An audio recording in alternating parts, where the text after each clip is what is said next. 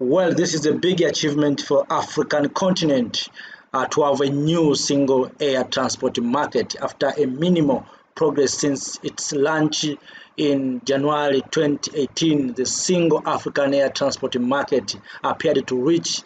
a decision this week with 15 of the 35 signatory states launching a cluster to pilot the scheme in real life. The announcement is a major boost to the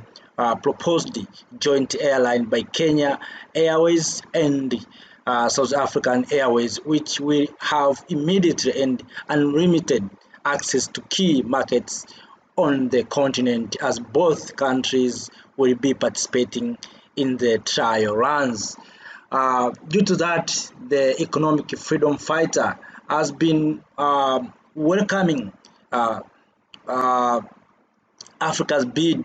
for open skies following the launch of the single African air transport market, a joint airline between African 15 countries, as a significant milestone toward African independence.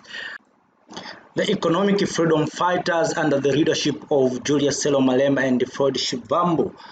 believe this is the beginning of the end of imperialism and Western dominance over Africa and its riches. The move is one step closer to meeting the goals of the Agenda 2063, which we believe should be attained much sooner, and closer monitoring systems be implemented in monitoring these goals. The movement of African people will no longer be micromanaged by the West, thus enabling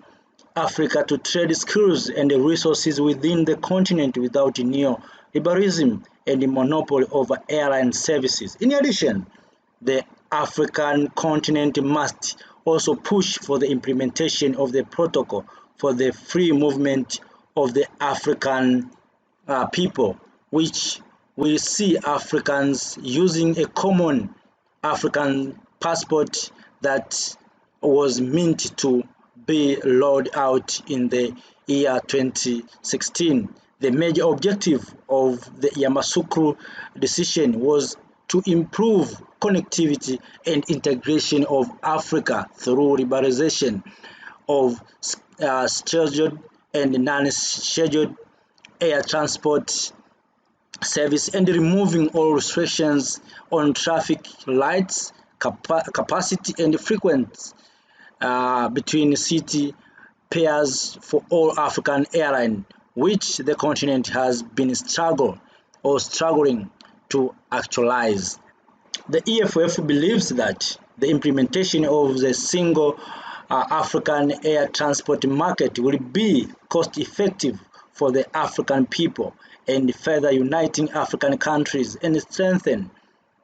their economies, making the implementation of the African Continental Free Trade Area Agreement more efficient. According to a recent study by the African Union on the potential benefit of a single African air transport market implementation, the continent would gain an additional US $4.2 billion in GDP. Also, this will help to increase job opportunities and open doors for investment among Africans. Apart from that, also EFF say they will continue to fight and advocate for the united Africa and total liberation from colonizers.